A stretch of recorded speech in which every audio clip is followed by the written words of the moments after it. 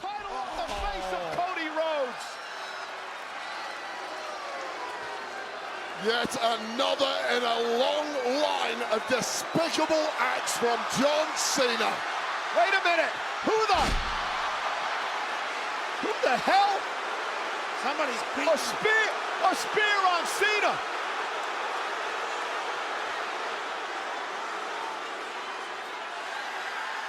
Oh my God!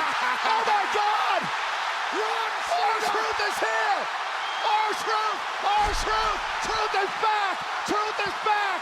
We want truth! We want truth! We want truth! You got truth! You can't handle the truth.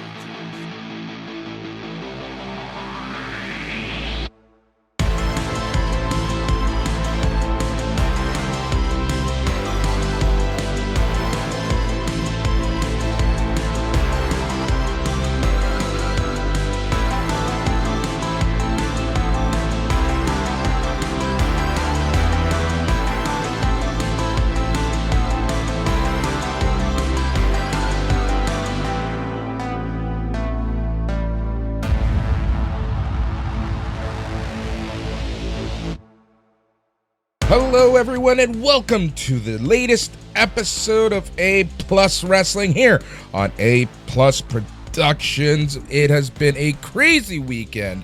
Tons of wrestling, tons of shows, few surprises, few returns. We're going to be talking about all that as we discuss all things Worlds Collide and Money in the Bank. We're your hosts. I'm Boris, and today I am joined by Matt. Hi, everybody. It is time to discuss two excellent shows. Whoa, hold on. Hi, everybody. What the fuck is this? I'm retiring it. We're officially retiring Bonjour. It's time. You got to have a gimmick. You got to put your foot in the door. But I don't know. Maybe when we're actually on the radio, I'll stick with Bonjour because we are A plus branded. It's kind of Canadian, but no, it's time to retire it. I don't know. I don't want to do it for the rest of my life or career around here. So it just felt like new era, new haircut, new year, new me. Continue. That's about it. But yes, AAA versus NXT Worlds Collide, WWE Money in the Bank. I think the first show was better than the second one, homie. But it was a solid weekend of wrestling. The best wrestling match I saw all weekend just happened on a tennis court. It was Carlos Alvarez versus Yannick Sinner, the final of the French Open. If you're a sports fan at all, you owe it to yourself to just go check out the highlights of that. That was a legendary tennis match that just sucked me in somehow. But yeah, man, life is good. How's your weekend been? How did you feel about the wrestling overall? A lot of wrestling. That's what it came down to. Friday I watched some TNA, then yesterday 2 WWE shows. We were chatting on the side, and one of the things that I mentioned was like, man, you got to feel for the main roster sometimes. This is really, like, yesterday really did feel, and it's worse when it's the same day. Really felt like the good old days of black and gold NXT when they would just completely outshine the main roster. And that's kind of what yesterday felt like. By no means was Money in the Bank bad. Seeing some of the feedback, I think people need to just touch some grass. And not just on our board, right? In general, like I'm seeing some really weird feedback from the internet wrestling community. I'm going to touch on that in a second, but like Money in the Bank wasn't bad. It wasn't the best. It wasn't great, but it was far from bad. But Worlds Collide was a fucking great show. Great introduction for the average wrestling fan to AAA wrestling. It was really good, man. It was really good. It was overall really happy. I agree with all of that. Just one big picture thought before we get into it is like you said about Money in the Bank. Yeah, fans are a little too burnt out on wrestling. I feel like yes, just not even the fact that they're risking their lives with these ladder matches. Literally, these are crazy stunt shows. A lot can go wrong. A lot has gone wrong in these matches. There should be a baseline of appreciation for the risks that professional wrestlers take that we don't always hit as wrestling fans. And it's like the fucking most embarrassing thing about it. Like, being a wrestler is really fucking hard, and they do deserve a baseline of respect that isn't always reached by some of the feedback. But I guess that all fandoms are negative. We talk about like Star Wars fans, and many fans in the world are skew negative of all things. But wrestling, it bugs me more than even in sports and any other field, because they are like stuntmen, live stuntmen, risking their lives with every single bump, every single bruise, putting themselves possibly to like, CTE levels, less now than in the previous eras, Boris. We're not worried about horrible crimes and young deaths anymore in the industry, but it's still a fucking insane thing to be a wrestler, and we should just appreciate that when you see Money in the Bank. I'm not saying you're never allowed to say a ladder match was bad. Do you know what I mean? But there's just like a complete lack of respect, and now we're old men yelling on the lawn. But it's actually like embarrassing to be part of this fandom sometime, dude. It's embarrassing. You know what was embarrassing to me? I'm just going to get into it right now, where I saw a lot of posts on Reddit, on Facebook, on whatever social media platform people are using, and because I saw this everywhere. And right away, as the show started, people were already criticizing the attendance of Money in the Bank. All right. Number one, show started at 4 p.m. local time in Los Angeles. If you know Los Angeles traffic, and if you know anything about Los Angelinos, they very much like Toronto, they don't fucking show up on time. Number two, it's the fucking weekend.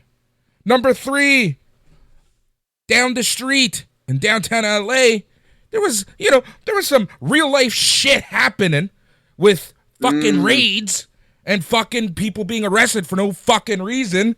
So you know what? Yes. I think some people opted for real life over going to a fucking wrestling show.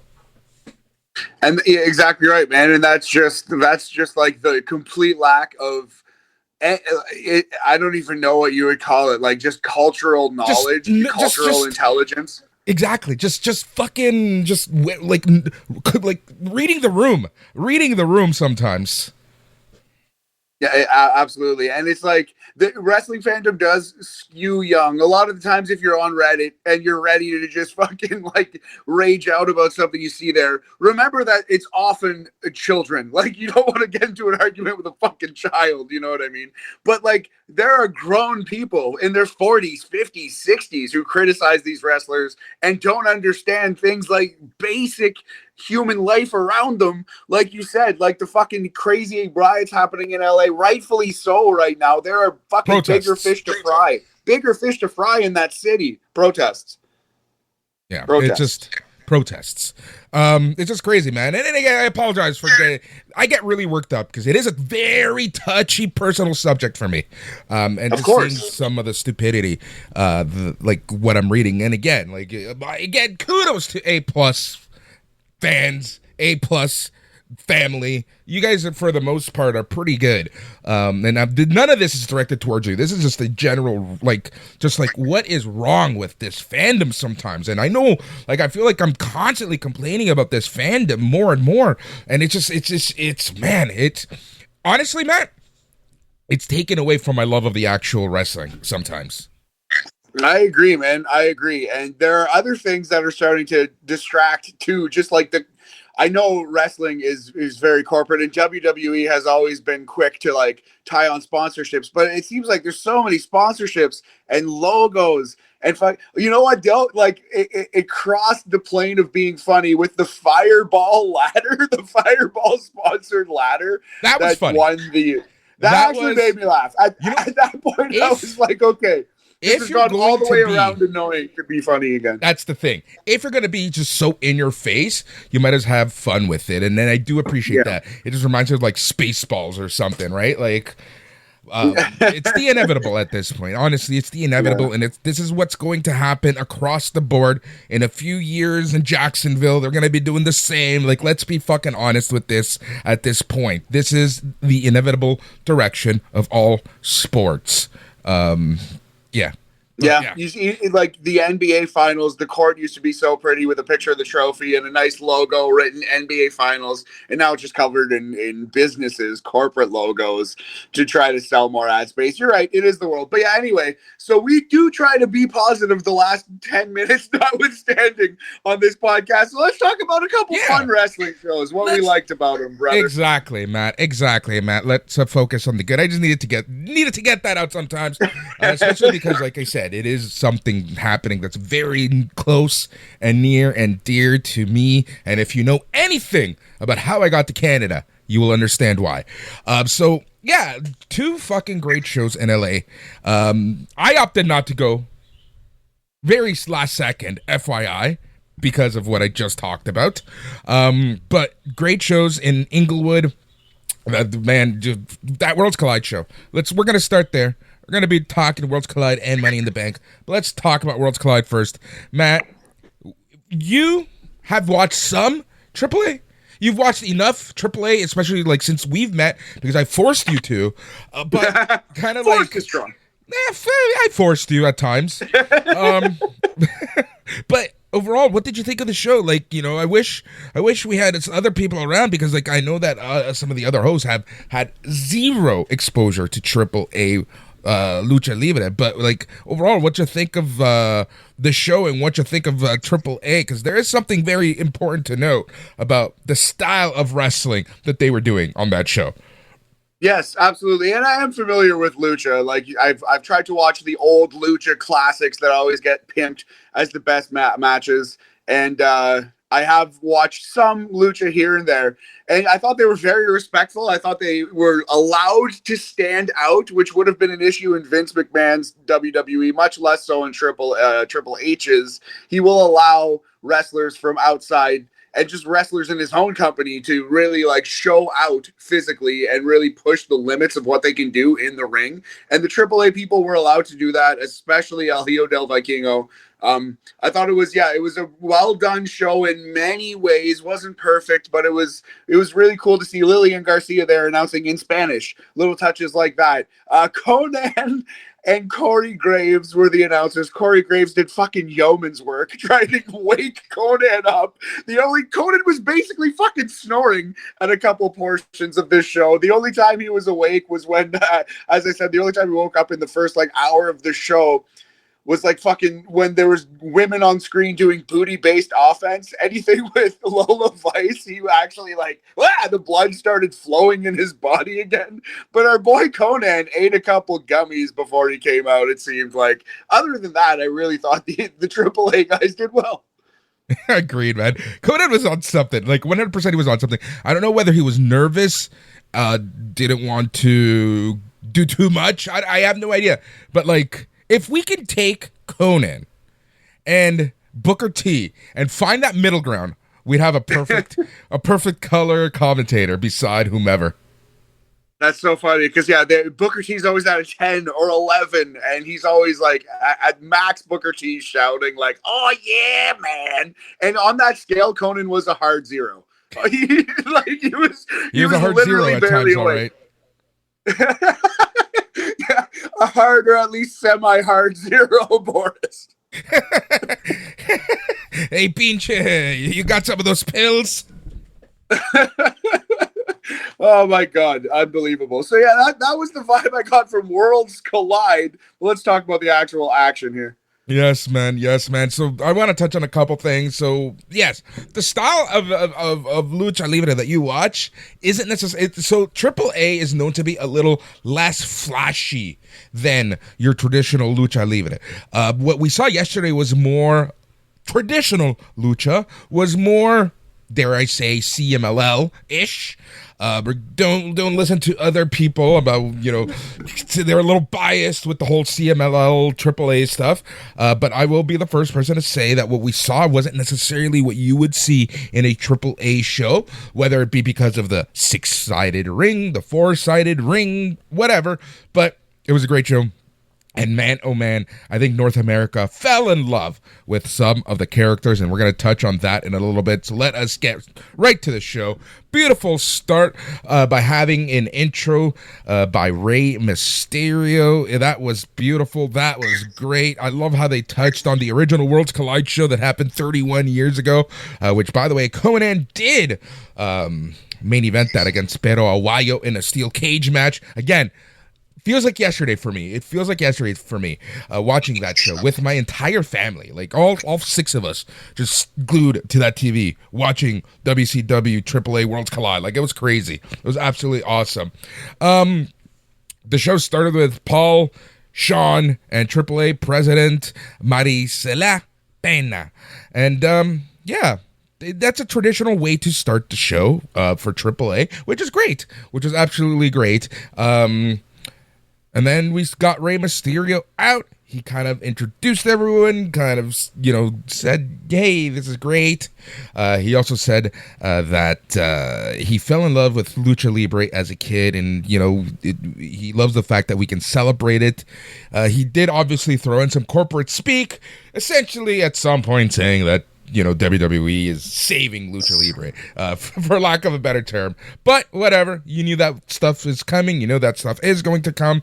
But yeah, man, we got straight to things as the LWOs, Dragon Lee, Cruz del Toro, and Lince Dorado took on Octagon Jr., Aerostar, and I think everyone's favorite character, Mr. Iguana. Yes, in our group chat, Paul York, friend of the show, Yorkie, longtime contributor here, all-time contributor. He mentioned that Mr. Iguana is basically the Lucha Libre Goldust. That's kind of his vibe. Definitely slithers around the ring in a similar way. I wouldn't be surprised to see Iguana end up in the Royal Rumble, do a couple spots, and get eliminated quickly. Like, yeah, Mr. Iguana instantly got over. We called it on our last show. We knew this would happen. The American fans would and did take kindly to Mr. Iguana. But yeah, kind of a surprising result in this one. I figured Dragon Lee and the babyface WWE team would get the win, but no, it was definitely AAA winning this first match. Octagon Jr. pins Lince Dorado with an avalanche moonsault body slam. That was really nice. Cage match has it at 14 minutes and 5 seconds. This was a great opener. It was exactly what it needed to be. Not like an all-time classic in the ring, but in terms of what they set out to do, I would say this was a great match. They fucking knocked it out of the park. It set the tone. And it was a Absolutely perfect way to introduce the relationship and whatever you want to call it, between AAA and WWE. This was great, having Mr. Iguana there, having great character. Even the showmanship of, like, Lince Dorado going after the Iguana, shit like that, right? That's shit that you would see in AAA. I don't know why I'm saying shit, because I loved it. I loved that stuff to a certain extent. But yeah, no, this was great. Should note that Dominic Mysterio and Liv Morgan were at ringside during this. After the match, Dom gets on the mic, and he essentially said Octagon Jr. is a big Ray fan, but he forgets who the actual champion of the family is. Octagon Jr. went to ringside. They kind of jaw back and forth with each other. Octagon pulls Dom over the barricade. They fight. My favorite part about this whole pull apart was Mr. Iguana looking right at Liv Morgan and doing the Iguana tongue. Cancel Mr. Iguana? No, push him to the sky. How can we blame young Mr. Iguana? But yeah, great match. Worth noting that Dominic and his father before him at the start of the show, that segment, both cut their promos mostly in Spanish, like 75-25% probably. It was really nice to hear. It was 2/3 Spanish, this show, like for promos and even videos. Yes, for sure. The videos were subtitled in English, but yes, I agree with that. And also Lillian's announcements, her ring announcements, were mostly Spanish. I also realized that Lillian's Spanish has a lot to be desired, but it was great. It was great. Totally. So does mine. That's totally went over my head. You know what? We can speak it, but guess what? We've got an accent, bitches. All right. Of note, Octagon Jr. going to face Dominic Mysterio at Money in the Bank later. Nice little way to again get things going, kind of set the tone and the precedence for this relationship. Yeah, that was really cool. Mascarita Sagrada, which is Spanish for little holy mask, and Latin lover were shown in the crowd. That was really cool. We got a bunch of other WWE people like Io Sky were in the crowd. And this leads us into the next match, which was the Booker T surprise. Stephanie Vaquer and Lola Vice versus Chic Tormenta and Dallas. This match. Yes. So I like this match overall. The only thing about this match was you really saw the worldwide inexperience of Lola Vice. She struggled a little bit at times.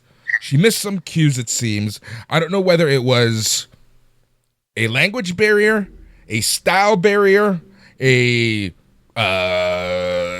calling. I don't know whether they called the match there or predetermined things a lot. Like, I don't know, but Lola Vice seemed a little off in this match at times. Not the entire match, but at times. I would say that's fair. But yeah, like you said, like working with two people she's never worked with before. In a foreign environment, you know what I mean? Like this is one of the biggest matches of her career in a tag team match, which she doesn't usually do, with Stephanie Vaquer, who she doesn't usually team with, although they did like aesthetically make a very good team. And I could see them kind of being allies on the main roster. I can see how that them kind of going that way if and when Lola Vice is called up. I do agree, but it's not like we're writing off Lola Vice's career. God, like just a rough night at the office, and not even that bad. She looked good in spots, but yeah, if you had to pick a weak link, probably you would say it was her. This match was fine. It was not a bad wrestling match, not very good either. I have here Stephanie Vaquer pins Chic Tormenta, who was her like teacher in many ways, definitely a mentor in her career, with the SVB, which is her weird package backbreaker thing. 9 minutes and 37 seconds, according to Cage Match. It was a showcase for Stephanie Vaquer for the most part, and to a lesser extent Lola Vice, and they did that at least. Exactly. Well, like I said, we're nitpicking at this point. Chavo Guerrero was shown in the crowd. It was really cool seeing him. Got the Street Profits. We got other people. This leads us into the next match, which was Legado del Fantasma, Santos Escobar, Angel, and Berto versus El Hijo de Dr. Wagner Jr., Psycho Clown, and Pagano. Yeah, I actually thought this was a shade weaker than the opening six-man tag match, but again, it was kind of just to show off some AAA guys. I feel like they're almost rebuilding Legado here. They remembered that Santos Escobar is actually really talented and good, and he got a showcase here. He cut a good promo backstage, led the promo, showed off his acting chops. One of the better actors in WWE is Santos Escobar, and then he won this match clean, pinning El Hijo del Dr. Wagner Jr., Boris, with his Phantom Driver, which is the fireman's carry driver thingy that he does. Good match, 14 minutes, 57 seconds. I liked it. Yeah, same here. It was a good match, right? I think everyone did a great job. It was really cool seeing Angel and Berto get a bit of a spotlight. Like I said, Santos Escobar, obviously, and the AAA guys, each of them kind of did their own thing. Psycho Clown, he's going to be a star here, in my opinion. Pagano as well. And El Hijo de Dr. Wagner, well, let's be honest. This guy's comes from a legendary family, I should say. So I see bright future for him as well.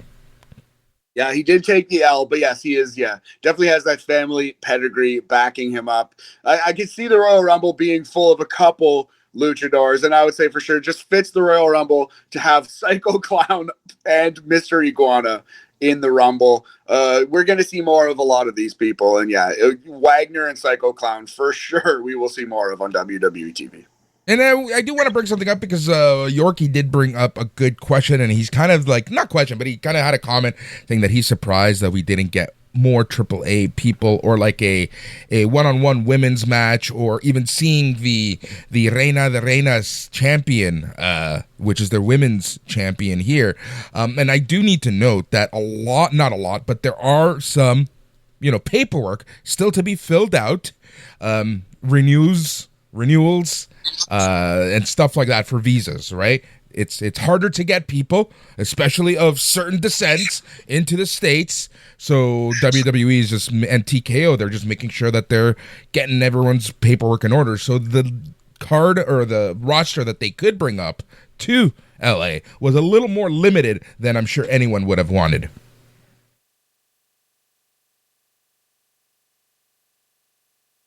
Well, there you are. You froze for a second there, buddy, but thank you very much for noting that. That's very, very important to note.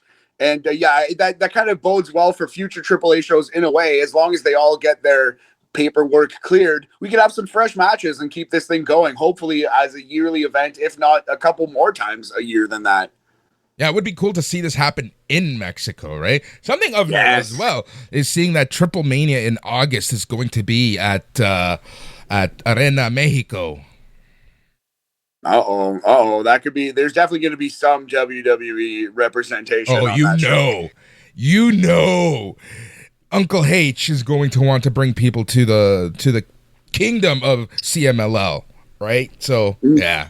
1,000%. That's very interesting development, and I can see Dominic maybe defending the IC title on that show. Some stuff is going to go down for sure.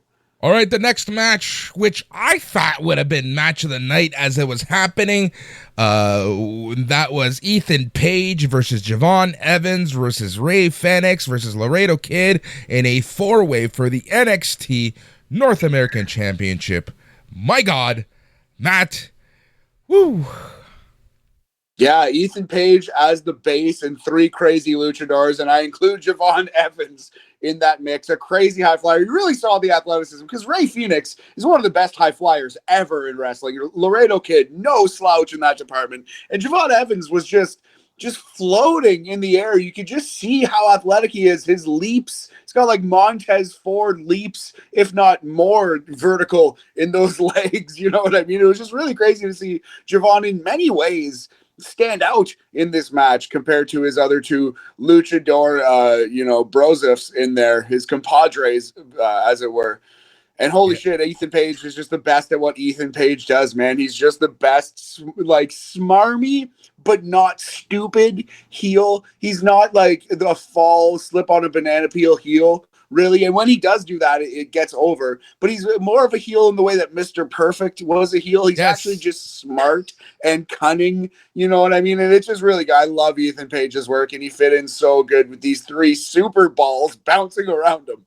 Yeah, Laredo Kid does this beautiful, like, DDT destroyer on Ethan Page at some point. Ethan Page even gets a Hurricanrana in. Javon Evans does basically a Van Terminator, coast-to-coast type of fucking thing. It was crazy. Like, this match was insane. Something else I do want to note. For fans of AAA, between the Lucha Brothers, Ray Fenix and Penta, Ray Fenix is the more popular one. He's the one that AAA pushed more. He was the mega champion for a long time. That's very interesting. You could argue by the end in AEW, it was also the same way. It seemed like Tony Khan started pushing Penta and then decided to push Fenix much more. Fenix was the one who won an individual title, although there's still confusion as to whether or not he was even meant to, because that was the match that John Moxley got injured. Anyway, I think that Tony Khan wanted to put that title on him, and that's like Ray Phoenix was pushed harder his entire career than Penta until this moment, where Pentagon is a valued member of WWE's main roster, and Ray Phoenix is kind of still trying to find his way in WWE. This was his best and most important and definitely most spectacular showing in WWE to date, Phoenix. Yeah, I think the problem is he's on SmackDown, and honestly, SmackDown is just, it's a fucking task to watch from beginning to end. Yeah. All right, yeah, this match was great. So Paige hit Fenix with the Ego's Edge. Evans springboarded from the top. He breaks it up. Evans springboard cutter on Kid. Paige threw Evans out of the ring onto Fenix. Paige hit the twisted grin on Kid and gets the surprise win in about 15 minutes. I was shocked that Ethan Page left LA still North American champion. Really thought it was going to be Fenix, and that would be an excuse for them to leave him in NXT for a couple months because they already kind of established him as a main roster. But yeah, Ethan Page is holding this belt. At the end of the day, I'm okay with that. Love this guy. Keep it on him until you're ready to put him on Raw. Hopefully not SmackDown. Either way, it's fine. Yeah, 14 minutes and 53 seconds according to Cage Match. Great match. Like, well done, fellas. Exactly what it needed to be. I need a smoke after this match. We knew this match was going to be great, but the next match was, fuck it, just amazing. Tons to talk about. But before they aired a video package about Triple Mania, I love this part. I took a note for this. If WrestleMania is the Super Bowl of wrestling, then Triple Mania is the World Cup of wrestling, says everybody's favorite Conan. I love it. Good call. Good branding anyway. Even if you could argue that point over the last couple of years, I think that's an incredible way to sell it. Yep. Here we go for the AAA Mega Championship. El Hijo del Vikingo versus Chad Gable. Matt, this was match of the night. This was match of the weekend. This was, honestly, one of my favorite Vikingo matches because I don't know whether someone talked to him, whether he's still nervous because we talked about this on Thursday's show, a preview show where, he's made of glass, he's injury prone. I don't know what it was, but he changed his style a little bit for this match and it just fucking worked. Like he casually sped up and then hit the climax and did some insane shit. We still got the insane shit, but it wasn't, let me look at the time of this match, 22 minutes of insane shit. Exactly. It really this was a cruiserweight match that even Jim Cornette would like, because there was selling in this match. And some of it might be that Vikingo's knee is actually still a little fucked up, but Chad Gable worked the leg and Vikingo sold his fucking leg. Brilliant, good. And like you said, he still was able to do 630 splashes and take all these crazy risks and do all this crazy stuff. But the work that they did earlier in the match impacted Vikingo throughout the entirety of the match. That's kind of the goal of wrestling. That's what you're supposed to do in there to make a story with a coherent beginning, middle, and end. And a lot of wrestlers just spam moves nowadays and don't really do it. So I do really appreciate this match. Vikingo versus Gable. If you look at Vikingo's other high-profile North American match versus Kenny Omega in AEW, they weren't really similar at all. That was like a go crazy spot fest. And I kind of think this one might have been better. Boris. This is more my style of wrestling, right? This is what I like. Yeah. I love wrestling in general. Don't get me wrong. I'm not going to be one of those people who shit talk the flippity stuff. But I like this style more, right? Like when, as you said, there's a beginning, a middle, and an end. And this was I really fucking appreciated this match so much. And again, honestly, I misspoke yesterday on our chat when I said that Chad Gable is the MVP of the mid-cards. Matt, Chad Gable right now is the MVP of WWE for 2025. Oh, interesting. Most valuable player. I'm for it. He's done the most good work in and out of the ring. If you remove that person, the product would not be the same. That's how I see an MVP. I've said this on BAM many times. If you remove Chad Gable, man, we'd be missing out on a lot right now. Yeah, you'd be the Boston Celtics without Jason Tatum, man. That's absolutely brilliant. You're bang on. You are correct. Chad Gable, by that definition, and I think it's the right definition of MVP, is the most valuable primate of WWE. Great match, 22 minutes, like you said. Vikingo wins clean with his 630 senton splash from the top rope. It's a celebration of Lucha Libre. And I just thought it was a great match. Great showing for Vikingo especially. This is somebody who is probably going to be a WWE main roster talent sooner than later. I think Triple H as long as they want Triple A to have a megastar, I guess he will stay there. But I just think the time will come that he's going to want to get his hands on him and call him up. And I think it's a great call. Like you said, he is injury prone. We always talk about it. You have to talk about it because he's been out so long with so many injuries, but it hasn't slowed him down yet. He can still do everything that he used to. Ray Fenix is also injury prone, right? But I think the style that they're going and moving forward might benefit them in the grand scheme of things. I don't know. We'll see. Time will tell. But I agree with everything that you said. It's they're already selling merch on WWE Shop for Mr. Iwana. Let's just start there. Perfect. That's what I'm saying. Bet the farm now, Iguana for Rumble 26, which is going to happen in Saudi Arabia, so I'm not going to be watching. Aim, man, I don't know how we're going to cover half that show. Fuck, I don't. There was something I wanted to say. We'll cross that bridge when we come to it. Yeah, final thoughts, Boris. As well, you're the big Lucha fan, and you touched on it a lot earlier. But like, yeah, end of the show. As a AAA lifer, how did you feel? Was it respectfully done? Do you think that AAA got the shaft at all? Like, look, man, what were your final thoughts? Look, we've seen this in the past with WWE.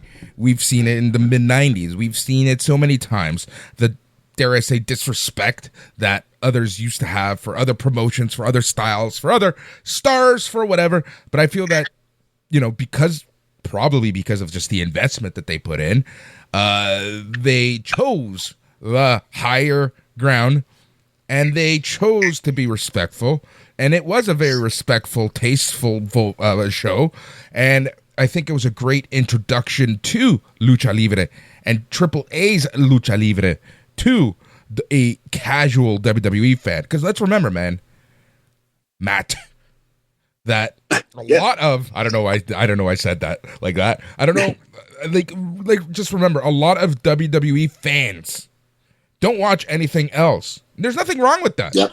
Cool. Right? So this was a nice introduction for them to another league, right? And I think that WWE also did a great job of pushing that AAA is the WWE of Mexico without making them seem like a AAA squad, right? Like, they did a good job overall. Yes. Although there is the inherent little brothering of putting AAA up against NXT and not the main roster. But, you know what I mean? Optics? What was this show originally marketed as? AAA NXT. It quickly changed to AAA WWE. Yes. In writing on the poster, yes, you're correct. But it was an NXT show. It was actually the NXT wrestler. So if you're paying attention, they are saying AAA is going up against our minor leagues. And the minor leagues won a lot of matches. But at the end of the day, Vikingo did beat a main roster wrestler for the AAA mega title. Hey, listen, like, I do think, other than the inherent disrespect of putting them against your AAA wrestlers, I do think it was actually a pretty respectful show. They definitely didn't shit on Lucha Libre. They celebrated it, and I felt in a way that came across as genuine. Boris does his research. Let's talk about total views, the way that YouTube works. I'm going to tell you what it peaked at. Its climax, 765,000 views. Nice. 65% English. That, if my math is correct, that means that would leave 35% in Spanish. And yet somehow, Matt, people are complaining about that number. Let them complain. People are going to complain about whatever. You know what I mean? It was a success by any metric, including the metric that you just read. I would say those are good numbers and something to build on, if nothing else. Got more views than NXT? Got more views than other TV shows? Right? Like, yes, it's YouTube, but it's fucking Saturday afternoon in the East Coast. Yeah, exactly. No, people want to complain. They find things to complain about. Those aren't bad numbers. They're not setting the world on fire. You know what I mean? But that's why you have Logan Paul to do the YouTube thing. Oh my God. More on that later. All right, let us move on to Money in the... Actually, before we do that, thumbs up, thumbs down. What would you say for... Oh, exactly. I don't even know why that was a formality. 2 thumbs up from us. Easy thumbs up. Easy thumbs up. 2 thumbs up from us. Let's go. All right, let us move on to Money in the Bank. Let's just get right into it. The women's Money in the Bank: Alexa Bliss, Roxanne Perez, Rhea Ripley, Julia, Naomi, and Stephanie the Care. Matt? Yes. I love right away how they drew the line, and I have a feeling that's what Evolution 2 is going to be. Drawing the line between the old school women and this new school of women. Because I loved how right away from the get-go, what happened? You saw Julia, Roxanne Perez, and Stephanie Vaquer have a punch-out duel with Bliss, Ripley and Naomi. Yeah, the old guard versus the young lions there. That was a fun gimmick, and it kind of progressed throughout the night. Great call on your part. That's probably going to be a 6-woman tag or perhaps an 8-woman tag on the WWE Evolution show coming up July 13th. Don't you know? That's the day I turned 38. Holy shit. But yeah, this wasn't the best ladder match you'll ever see, but all 6 women worked hard, risked it all for this one. Naomi won 25 minutes and 11 seconds. She is now Miss Money in the Bank 2025. She can cash that thing as soon as Bianca Belair or Jade Cargill win the world title. She can cash it in on them and steal it, which I'm sure will happen. And yeah, I don't know. I really like this Naomi character. I think of the 6 names, she's got the most interesting thing going on right now. You know what I mean? Like, I love Rhea Ripley, but she's kind of just stuck in that upper mid card, not doing a whole lot role. And Naomi actually has been doing awesome promos with this really interesting new character. So yeah, give her a chance. I'm into it. I'm interested to see where it goes. And this match was okay. It was all right. Look. It wasn't over the top with bumps and high risks. And that's cool. You and I have talked about this in the past, Matt. At what point is a ladder match too much, right? And we even said that at some point we're going to be criticizing even good ladder matches as not good ladder matches because someone didn't risk their life.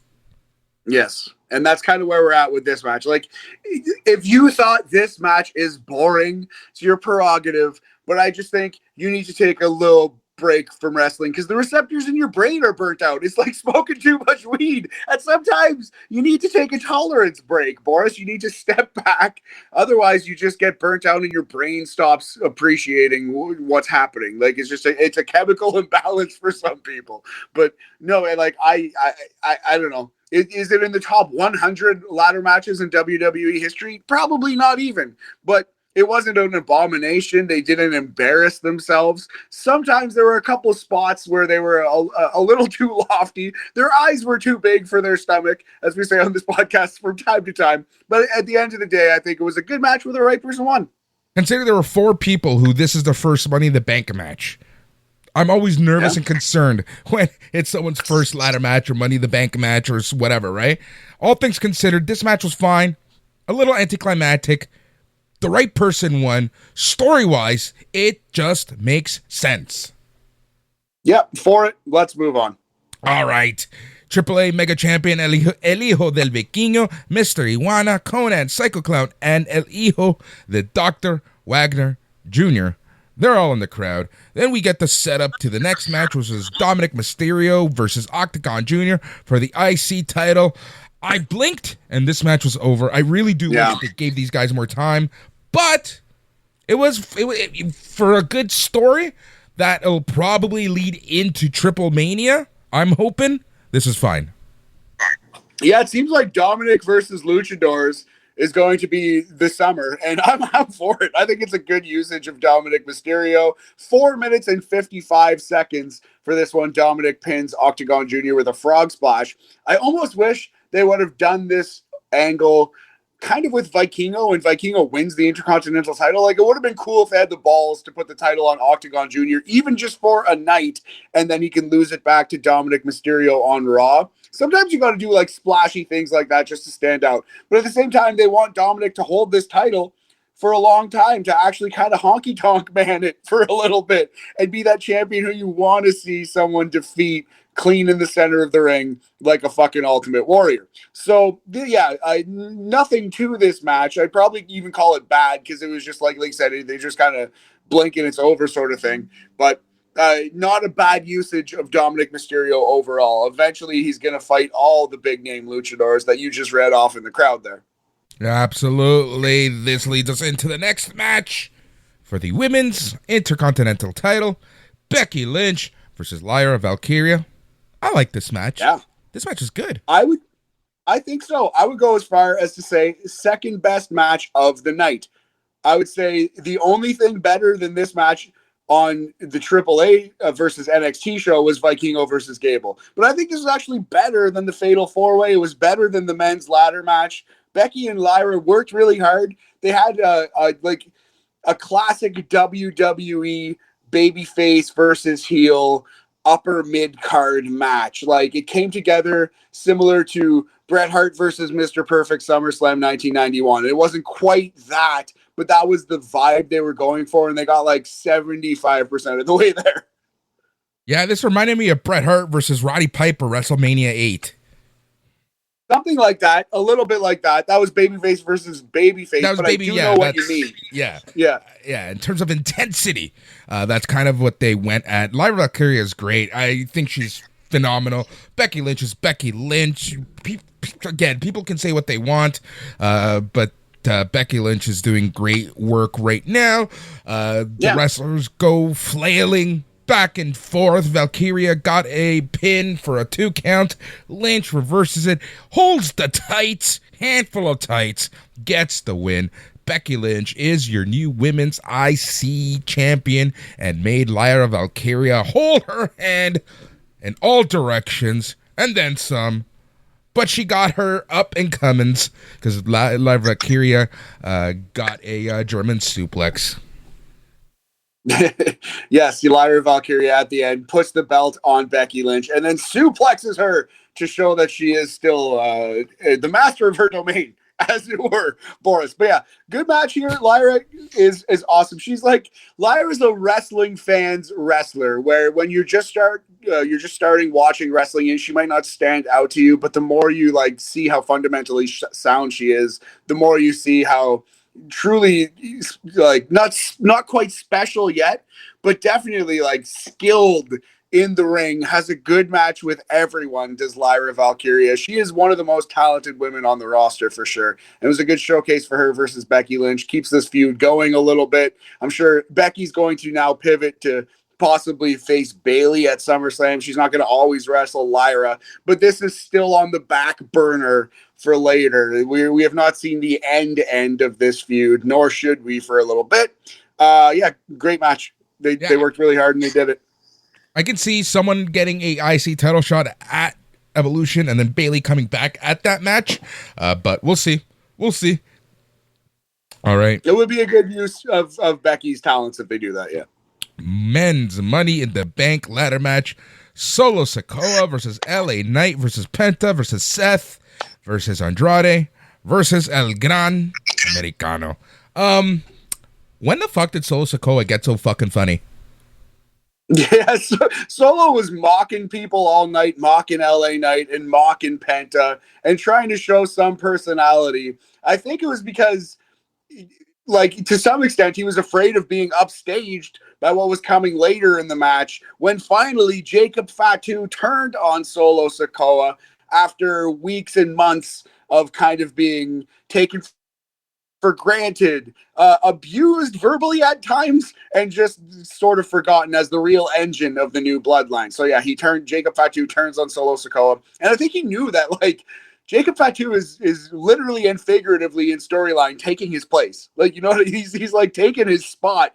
He's coming to eat the bread off his friggin' plate. And I think Solo Sikoa was like, well, I got to do something in this match. And he tried to be funny, and a lot of times succeeded. He was doing it. But he's been doing that on SmackDown the past few weeks, and it's been great. I hope he continues this, to be honest. I hope he continues this. I think he needs something that sets him apart from all the other Samoans and the Bloodline guys right now. Maybe being a funny guy. Being that guy. Who is this guy? It's Solo Sikoa. That's who.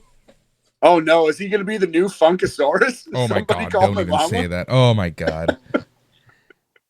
Oh, the funkiest Samoan you ever done saw. This was a good match. It was a little too long. Lots of lackeys got involved. We got the big turn, I guess, babyface turn when a heel turns on another heel. Although Jacob Fatu was kind of already a babyface anyway. But yes, Jacob Fatu officially has beaten up Solo Sikoa. Who will control the bloodline? We shall see. 33 minutes and 35 seconds for this one. But overall, you'd have to say it was better than the women's ladder match. I would probably take the Fatal 4-Way over this, but still a very good match on the show, on the weekend, something that you will look back on fondly if you remember it at all. Yep. Seth Rollins wins. Did we mention that? Did we say that? Yeah. Exactly. It feels like an afterthought. I think I had a fucking stroke.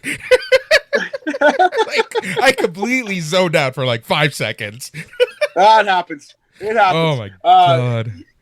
Yeah, man, just like I feel like we forgot because it feels like an afterthought. Like everyone knew coming into this match Seth was going to win, and he did win. But you have to do it. You have to do that thing sometimes. On Thursday, we were talking about on KPHR Radio, which we'll talk about in a second. We talked about, hey, match placement is important because if the men's ladder match happens before the tag team match, we might possibly, more than likely, see a cash-in. So I was expecting a cash-in until the big return happened, and then I'm like, okay, this makes sense. As soon as Ron Killings came back, I knew that we weren't going to get a cash-in, and I'm okay with that. Yes, the big angle of the main event is R-Truth is back. They either listened to the internet or this was a work all along, and it's kind of like a CM Punk thing. I feel like this was not an angle all along, and they just kind of stumbled into this. I don't think it is, but stranger things have fucking happened, man. You never know. It could possibly be. It wouldn't shock me if they're working Dave Meltzer and Sean Ross Sapp as well. I don't think it would be that hard. Although I do feel from the vibe of it that they just listened to the crowd, signed R-Truth back up, and are doing a Ron Killings gimmick. And hopefully Truth comes out and cuts an intelligent, scathing promo on WWE next time we see him. That would be a really cool angle. Yeah, Truth Bomb. The way to send off his career in style would be him being Ron Killings for a bit. I think we might have said that on this podcast a couple times. We did. On the old shop. How cool would it be if Truth just snapped back to reality and became Ron Killings again? And they're actually doing it, even if they did fire him, maybe, perhaps. Well, here's the thing. Okay, there's the thing. Yeah. They didn't fire him. His contract was over. That's the most important thing. So as the story goes, apparently WWE was trying to get a hold of Ron Killings all week, and until Nick Khan personally went and got a hold of him midweek, that's when Ron Killings actually picked the phone up, and a deal was done late Friday evening, and that was that. Very interesting indeed. We'll see how it all plays out. Exactly. I'll never fully believe that it wasn't. You're a fan of a good conspiracy theory, so I'm not like some canon. No, shit, I'm not but like. That's why I like these ones now. Yes, that's what I mean. These fun wrestling conspiracies now, because this is all a conspiracy theorist can do in good conscience. You know what I mean? Because now conspiracies are that Hillary Clinton is drinking baby blood at a pizza restaurant. I don't want any part of that. Anyways, I don't want any part of that, Boris. But I will take maybe WWE had this planned all along, and it's a fun storyline. Anyway, by far the most interesting and important. Imagine being Carlito, maybe watching this at home. Just eating his apple, like, thanks for the call, guys. Exactly. That's what I pictured. For the call. You got the what's that meme? The meme, like the SpongeBob meme? No, the Leonardo DiCaprio pointing at the TV meme. That's a good meme, a worthy meme. I was thinking SpongeBob meme where Carlito is sitting in his window and you see Patrick and SpongeBob, like Triple H, Ron Killings, running by on the sidewalk. But it was the most important and most interesting part of this tag team match. Cody Rhodes and Jey Uso versus John Cena and Logan Paul. Cody pins Cena with the Crossroads in 24 minutes flat, according to Cage Match, after Ron Killings, R-Truth, runs in wearing a hood, wearing a mask, beats up John Cena a little bit, unmasks, the crowd goes wild, huge Truth chants, he runs away, Cody hits his finisher, everyone goes home happy. And Cody hugs Rock's mom at the very end of the show. Or after the show. Let's talk about Logan Paul. I hate talking about Logan Paul. But do we have to? Yeah, okay. Here's the thing, man. That guy had he's such a good performer. Whether it be really character or wrestling, you love to hate this guy. He's a really good athlete. He knows instinctively how to make people hate him. He's a perfect pro wrestler in a lot of ways. he's having increasingly boring matches, but he is the highlight of them. He'll do one or two things. There was a acai moonsault. He bounced off the second rope and did a backflip and absolutely crushed somebody with a moonsault. Like, he's a really good, it was Cody, right? That he hit the acai moonsault on the announce table. Better than Shawn Michaels ever did it, honestly. Like, he's crazy athlete. He's got big hops. He's kind of like, a lot of people have made this comparison, but he's kind of like a poor man's Will Ospreay in the ring. He really is. He's WWE's answer to Will Ospreay. He's the Will Ospreay your mom tells you have at home. Love it. All right, that's enough to talk about that asshole. All right, thumbs up, thumbs down. What would you say? No thumbs in the middle. No thumbs in the middle. This is a candidate for thumbs in the middle. I go thumbs up. It's not a rave review, but Becky versus Lyra was a really good wrestling match, and I actually will be thinking about that one for a while. The two proper winners of Money in the Bank, Naomi should have won. Seth Rollins should have won. R-Truth came back. Cody pinned Cena. All in all, a fun couple hours of wrestling and logos. Wrestling and logos, WWE in 2025. By any chance, did you catch the after show with Big E just praising Naomi? Let's go. No, I missed that, but I did quickly see. I will. I'll go watch that. I'll go seek that out. My Insta loaded up Kathy Kelly getting in like almost emotional talking about R-Truth's return, and you can see how much R-Truth genuinely means to people backstage and how few people were in on this work. Boris, it's a work. By God, I'm crafting a tinfoil hat now. Yeah. All right. Feedback. We love your feedback. We really do. I don't know what the fuck is wrong with it. I think it's just one of those Sundays, man. It's Sunday. All right.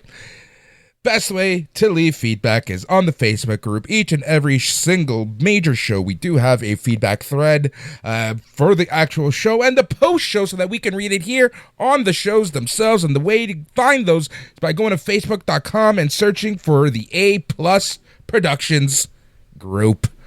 Matt, get your yellow fucking cards ready because here comes some...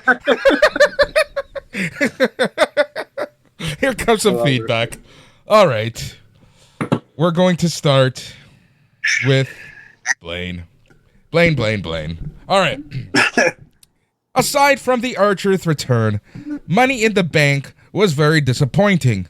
Yellow card. There was nothing on it that made me want to go back and see it again. There were no highlight reel worthy spots, and everything outside of Jacob Fatu's betrayal was just very forgettable. It truly felt like a transitional show rather than one of the big five. Even the thing with Fatu was weird. A babyface costing a heel a match with no real motive. What the fuck is it going on off? Oh, okay. Deep breath, homie. A babyface costing a heel a match with no real motivation and being cheered for it. Just think about that. Hold on. Let me finish. Okay. I'm yellow carding that, though. He's got one from each referee. That counts as a red. You got the red, Blaine. You got the red. By the way, we love you, Blaine. We really fucking do. Just think about that for a second. We knew it was going to happen eventually, but I felt like they could have milked it more on television and built to the moment. It just felt rushed, especially when they already have a program in place with Damian Priest. All right, I'm going to stop right there. He's got more. Okay. Blaine, again, thanks. So, honestly, like we do love your feedback, but we also love fighting with you. So yellow cards, you already got 2 yellow cards here. Hold on. So you wanted this to last longer, so then in a few weeks when this does happen, you would have said they should have done it a few weeks ago. On Friday SmackDown, Jacob Fatu literally overheard JC Mateo and Solo Sikoa talking shit about him. Yeah, like there's a lot of motivation. Like you said, like talking shit about him, just generally underappreciating him. Even just JC Mateo coming. Yeah, just like the fact that he's trying to the bloodline is trying to replace this guy, sort of. And just like, if you're paying attention to the story, and even if you watch the brief 4-minute video they play at the start of this match, you kind of get where they're going with this. So yeah, it's incorrect to say that like it's out of nowhere. There was a ton of motivation for this character to do this. I think that tracks entirely in just a pure writing sense. And it is a heel turning babyface by beating up another heel, which happens in wrestling. So yeah, I think, yeah, it's not really worth complaining about. It was a little bit anticlimactic. A lot of what he says there, I do agree with. Yeah. In the whole spiel, you know what I mean? Not the best show, definitely a transitional show for sure. But you can't, yeah, I don't know. I'm drawing my line on a couple of these things, Boris. Chiefly that it was out of nowhere and that it was a babyface turning on a heel. No, it was a heel turning on a heel with a lot of motivation, a lot.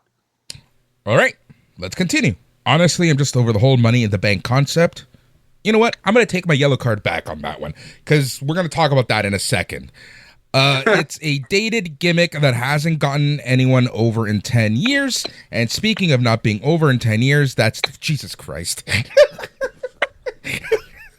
Okay. It's a dated gimmick that hasn't gotten anyone over in 10 years. And speaking of not being over in 10 years, that's Naomi. I get why they went with her, but I think any of the other choices would have been a better fit. It's not like they haven't pushed her before. I do kind of like her new delusional Rebecca De Mornay hand that rocks the cradle gimmick.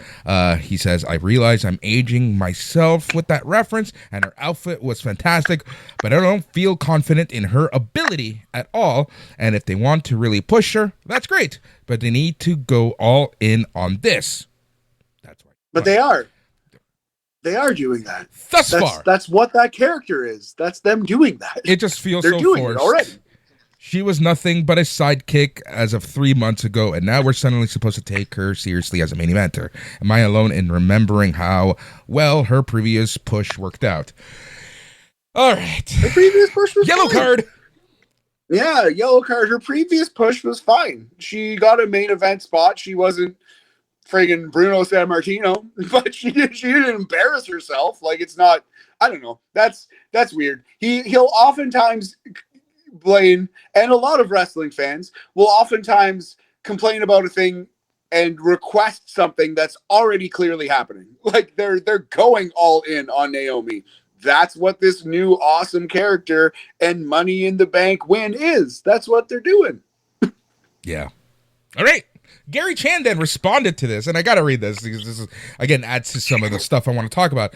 Jacob Fatu's turn was indeed handled weirdly. I thought it was odd to have it in the middle of the Money in the Bank match like that. Plus, they also teased a potential match between Seth Rollins' faction and Solo's crew. That seemed exciting, but without Jacob in the mix, it won't be as fun. Why not give us that before the turn? It seems like a wasted opportunity now. I do agree with that. It was kind of weird on SmackDown that they were pushing this whole Solo versus Seth thing, but that could have been the swerve of this whole thing of Jacob turning. No, I think they were just kind of, because they're both going to be in this ladder match, you know, so they're just kind of making some kind of, they're just trying to add a little spice to the upcoming match that they were both in. That's all that was. You just kind of build some tension between the competitors in the actual Money in the Bank match, you know?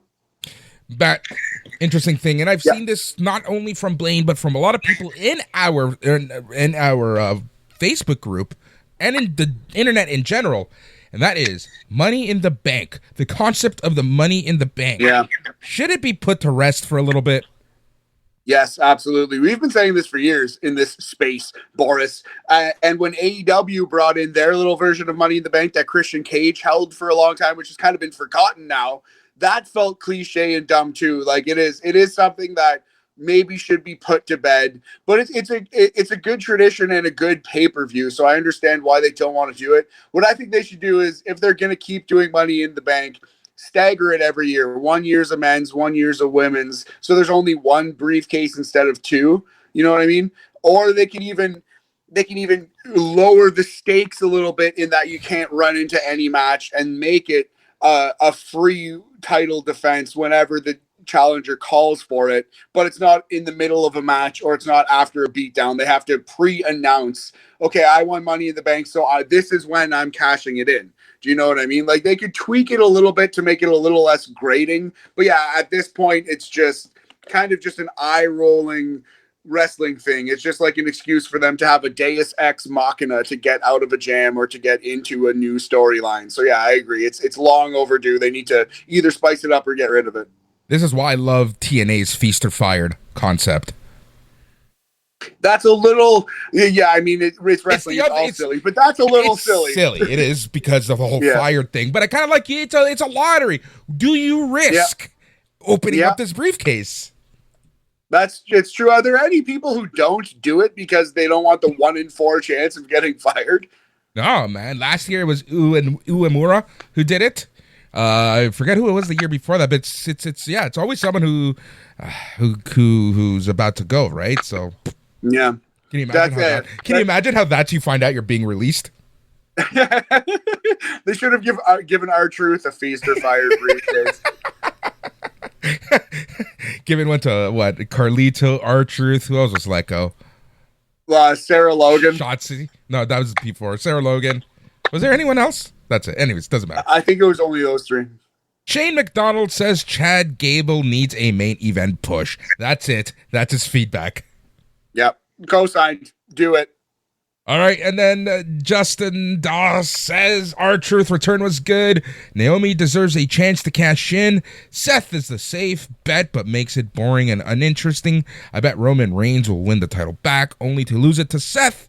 Stephanie Vaquer. I totally understand what Booker T sees in her.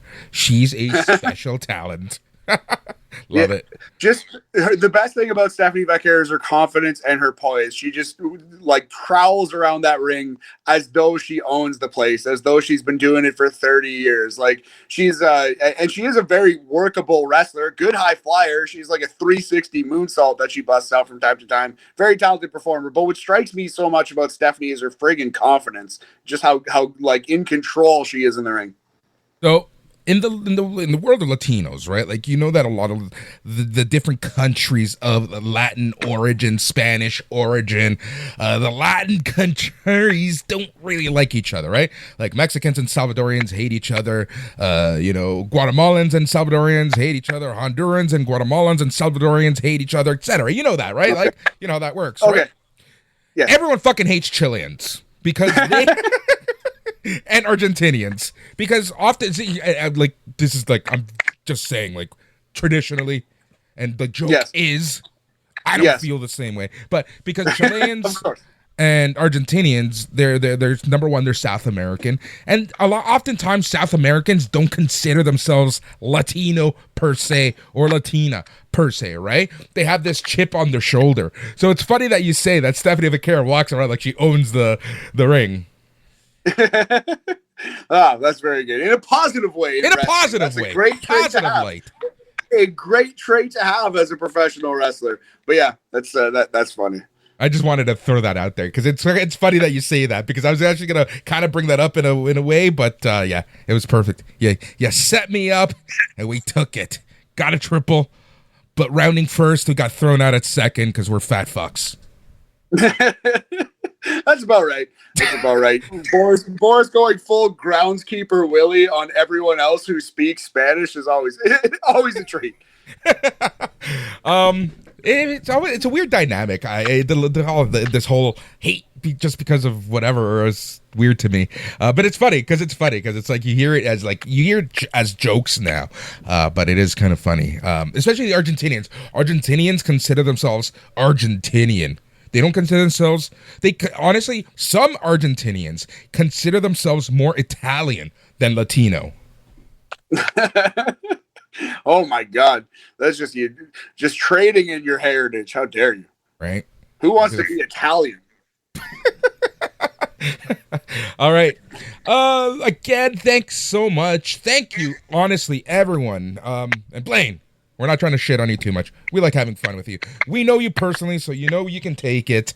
Thank you, everyone, for all of your feedback. It honestly makes this worth it. Having fun with this, and I hope everyone does appreciate stuff. We're always open to DMs, to chats, to whatever, and the best place to be part of the conversation is by going to the Facebook group, facebook.com, and searching for A+ Productions. Matt, on Thursday, we did a little something special. Yeah, man. Yeah, we are now on the radio. What's the KBHR? KPHR. KBHR. Yeah, dog. Power. So yes. Yeah, it's KPHR.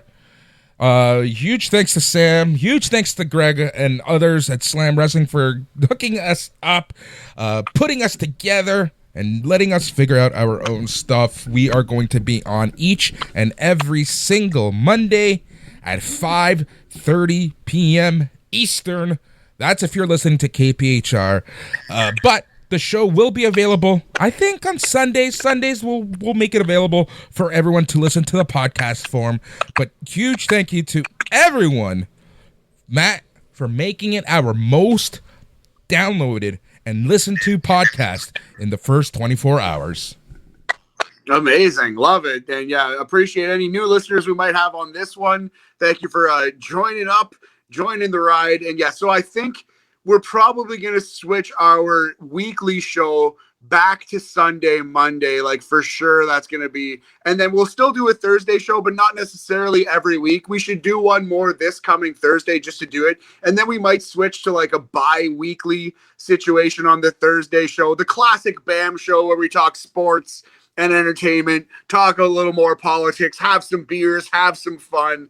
That is going to be the BAM show, the Thursday show. And it might not be every single Thursday, but we're still going to do it very regularly. And then also Sundays is the main pure wrestling radio show. Basically, Sundays at the Old Shop is the Sunday Night's Main Event show, and Thursdays at the Old Shop is the BAM show. Yeah, we're kind of going to that schedule again. And again, thank you. It just kind of worked out. Yeah, it kind of worked out. And thank you to everybody. Honestly, we do this for you. We wouldn't be in this position without you. Whether you listen to us in the Old Shop, in this shop, or wherever you found us, whatever corner of the internet that you found us. Honestly, we honestly do it for you. I hate sounding this cheesy, but it is the truth. It's yeah. I just love talking wrestling with my buds and just having fun with it. Like I always said, Fuck Matt, yeah. I will only do this unless it doesn't become fun anymore. Yeah, exactly. As long as it's fun, we're going to keep doing it. And well, sir, if that's corny, then corn me up. Yeah, give us. I was gonna say something, but this is gonna be too much for some of our new listeners. They got to ease into the Boris experience. Fair enough. But yeah, we'll definitely see you next Thursday for a little podcast. That might be the last Thursday weekly show, but we'll still be coming at you some Thursdays.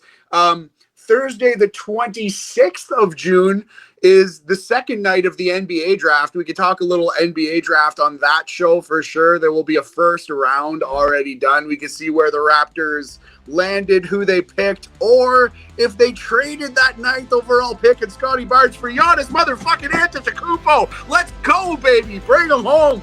Kevin Durant, Giannis, let's do this. Go Raptors, go Jays, fuck you Leafs. Thank you so much for listening here on A Plus Production, specifically this show, A Plus Wrestling. We're going to be back at some point, but just remember, each and every single Monday, 5:30 p.m. Eastern, KPHR.